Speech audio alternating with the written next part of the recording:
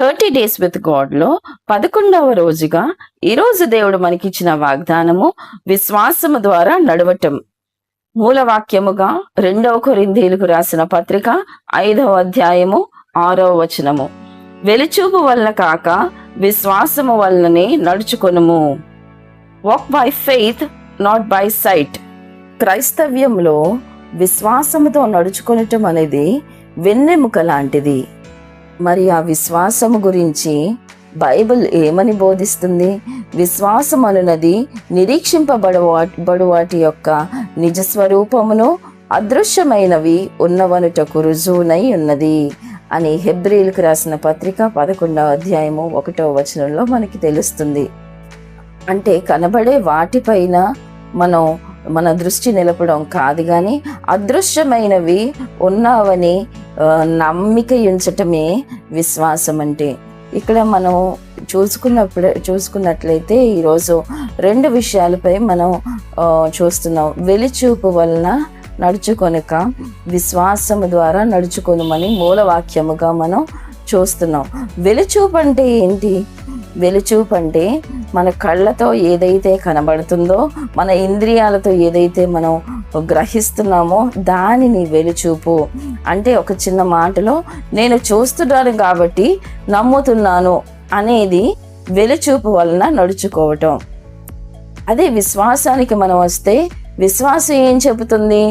దేవుడు చెప్పాడు కాబట్టి నేను నమ్ముతున్నాను. ఇక్కడ చిన్న విషయాన్ని గ్రహించండి ప్రియులారా. విశ్వాసము దేనికి కావాలి, లేకపోతే నమ్మిక మనకు దేనికి కావాలి? నేను చూస్తున్నాను కాబట్టి నమ్ముతున్నాను అని చెప్పడం పెద్ద విషయం ఏం కాదు. ఎందుకంటే ఇక్కడ టేబుల్ మీద గ్లాస్లో వాటర్ ఉన్నదనుకో, ఇక్కడ గ్లాస్లో వాటర్ ఉన్నదని నేను నమ్ముతున్నాను అని అంటే ఏమన్నా అర్థం ఉందా? అర్థం లేదు కదండి. అంటే చూస్తున్న దాన్ని నమ్మేది వెలుచూపు వలన కలిగే నమ్మిక. అటువంటిది కాకుండా, నీ పరిస్థితులని బట్టి నువ్వు కాకుండా, నువ్వు చూడని దానిని దేవుని వాగ్దానం నీకు ఏం చెప్తుందో, దేవుడు నీకు ఏమి చెప్తున్నాడో దానిని నువ్వు నమ్ము, దాని అందు నువ్వు పట్టుకో, దాని మీద నువ్వు విశ్వాసం ఉంచు. అప్పుడు ఏం చేస్తానంటున్నాడు దేవుడు? నీ జీవితంలో గొప్ప ఆశ్చర్య కార్యాలు చేస్తున్నాడు. ఈరోజు ఈ వాక్యము ద్వారా నీతోని నాతోని ప్రభు ఏం చెప్తున్నాడంటే, నువ్వు ఎటువంటి పరిస్థితులు గుండా వెళ్తున్నప్పటికీ, ఎటువంటి వ్యాధి బాధల్లో, ఎటువంటి నెగటివ్ రిపోర్ట్స్ అయినప్పటికీ, ఎటువంటి ఫెయిల్యూర్, ఇంక నేను దేనికి పనికిరాను అని ఎటు తోచాలో ఎటు వెళ్ళాలో నాకు తోచని స్థితిలో నేనున్నానే, నాకు ఏమీ అర్థం కావట్లేదు, లేకపోతే ఈ అప్పు బాధలు నేను ఎలా తీర్చుకోవాలి, నేను ఎలాగైనా నేను ఈ జీవన ప్రయాణాన్ని నేను చెయ్యాలి అని నీవు ఆలోచిస్తున్నావా? అయితే వాటి మీద నీ దృష్టిని తీసి, వాటికంటే శక్తివంతుడైన దేవుని వాక్యము నీకేం చెప్తుంది?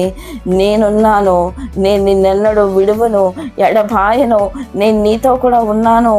ఆయన ఎట్టి పరిస్థితుల్లోనైనా ఆయన విడిపించగలిగిన సమర్థుడు.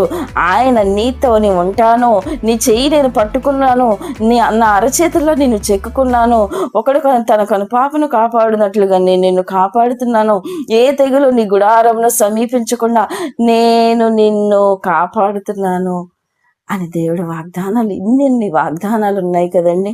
ఈ వాగ్దానాలన్నిటి మీద ఇంకా నేను ఈ సబ్జెక్ట్ మీద మాట్లాడాలంటే చాలా ఎక్కువ టైం పడుతుంది, కానీ చాలా షార్ట్లో నేను చెప్పాలని నేను కోరుకుంటున్న చిన్న విషయము.